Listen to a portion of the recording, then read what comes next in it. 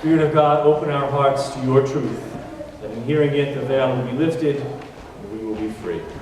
Amen. So I would imagine that those of you here who are in the sort of 40 to 60 age range remember fondly Saturday morning cartoons. Getting up early to watch Bugs Bunny, Daffy Duck, Porky Pig, whatever was on, Super Friends, whatever was on. Now, inevitably, in watching those cartoons, we would see probably at least 20 to 30 commercials for cereal. Cocoa Krispies, Fruit Loops, Sugar Smacks, Lucky Charms, and my personal favorite as a kid, Captain Crunch Crunch Berries. I don't know if they make that anymore, but that was my favorite as a kid. Now, usually at the end of that commercial, it would always end with the tagline, Cocoa Krispies, part of this balanced breakfast. And even today, when you see commercials for these sugary cereals, it always ends part of this nutritious breakfast.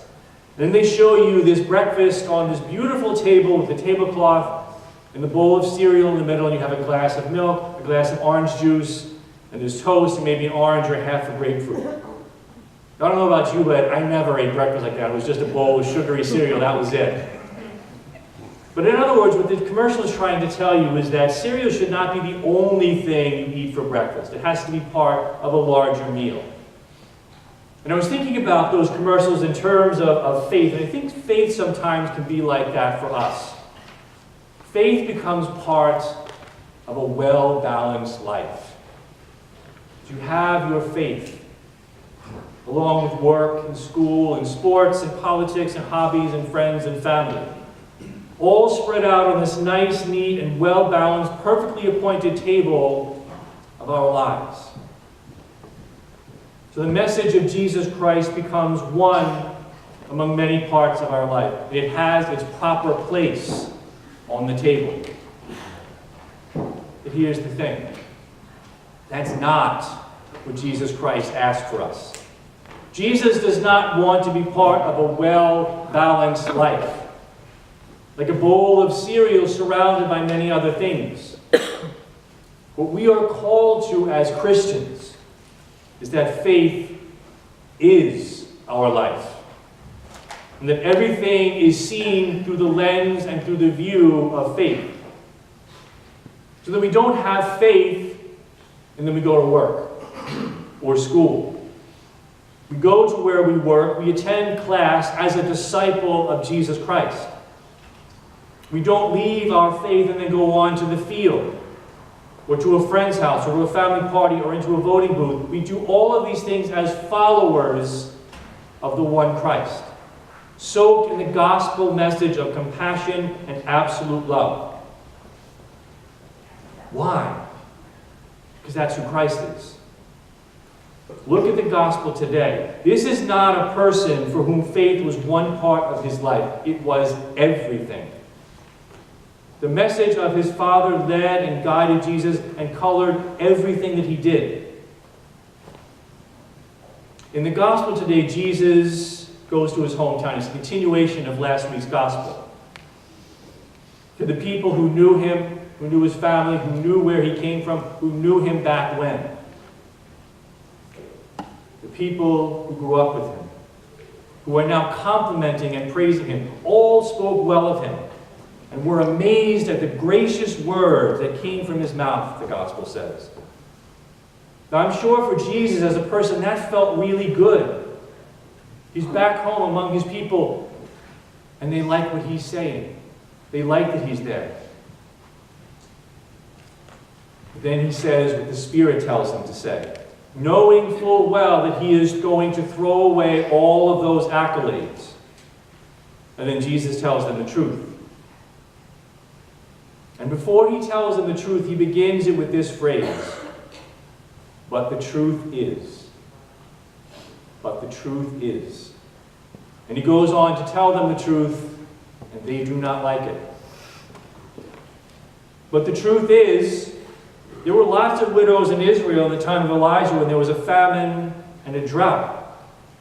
But Elijah didn't go to any of the widows in Israel, only to the widow at Zarephath in Sidon.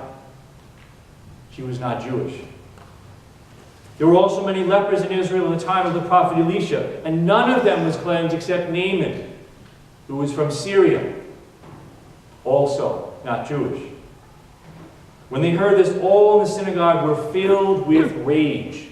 Not irritation, not anger, not offense, but rage. See, what the people in the synagogue didn't realize that day was that Jesus wasn't saying you're not special. He wasn't saying you're not chosen, you're not important, you're not loved by God. He was just saying you're not the only ones. God is bigger than you. That God is with others too as He is with you. That they are equally loved and equally special. And that they have the same love that you do. That being chosen for the covenant doesn't mean you have exclusive rights to God. And that truth stung. They didn't like that. You see, we all want to feel special and chosen and privileged and apart. It's our need for acknowledgement. To know that we are loved specially and uniquely and originally and differently. How many parents here who have more than one child have ever gotten the question, Mom, who do you love more? Who do you love more, me or my brother? I have gotten that question many times. Because we want to feel exclusive. We want to feel special from our first days. And the answer the parents give to their children is the same that Jesus gives today. You are all loved equally. That never really works for kids, though. Because then they press you, who do you really love more? It certainly didn't feel good to the people in the synagogue today. See, Jesus was confronting the power and the privilege that Israel enjoyed at that time. We are chosen. They are not. We are special. God is with us in more of a way than He is with them. And if you threaten our position and our power, we will throw you off a cliff. The truth to Israel that day and to all people every day will sting sometimes. It will make us face our shortcomings and our wounds, our prejudices and our brokenness. The truth is that we have to take responsibility for our lives. We have to take responsibility for the brokenness that is in our life, that is in our marriages, the mistakes we have made in relationships. The truth is we have to confront the sin that we have made bargains with and that we enjoy and hide even when we know it's wrong. The truth is that we still live in a country that is infected with prejudice and racism and misogyny and homophobia. The truth is that you and I must be on constant guard that these things do not have a place in our hearts. The truth is that in our country, life is devalued. Life, this sacred gift of being a human being, is classified, delineated, categorized, labeled, and prioritized. And so those who live those lives are counted as less important, less worthy, and less welcome. But the truth is, a person born south of the border, or north or east or west, is just as beautiful and important and deserving of a life filled with safety and opportunity as anyone here. The truth is, an unborn child in its 8th month is as valuable and beautiful and sacred as anyone in this church today, maybe more so, because they are pure and they are innocent. Life in all of its colors and ages, stages of development, religions, immigration status, gender identities, abilities, is sacred and worthy of respect and welcoming and equality. The truth is, truth often scares us. When we get scared, we get angry. Truth means we have to face what we'd rather not. Truth means letting go of the illusion and the way we would like things to be. In our marriages, with our kids, in our country, and deal with how things really are. You see, just because we have a vision and a plan and an opinion doesn't mean that it's true. What What makes it true is that it matches the gospel message of Jesus Christ. We like our truth. We have worked on our truth. Our truth is easy. It makes sense to us. The gospel truth is always better. You know, I think of this story today in the gospel, and I think that if the people in the synagogue that day had let Jesus finish what he was saying, they may have had a very different reaction. But their truth was challenged, and they got stung. And when they got stung, they got angry. I think that Jesus would have also let them know how much they really were loved and chosen. Not because they were separates, simply because they were children. And that God, in fact, was still very much with them. You see, the truth, while it can sting and challenge and turn things upside down in our life, can also heal and comfort and bring hope.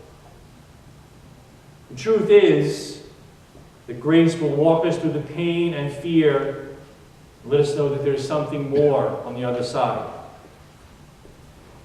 The truth is that the gospel tells us that the sin that haunts you, that seems to cling to you, and when you overcome it, the temptation that disappears for a little while and then returns even stronger than before, that you are not meant for that.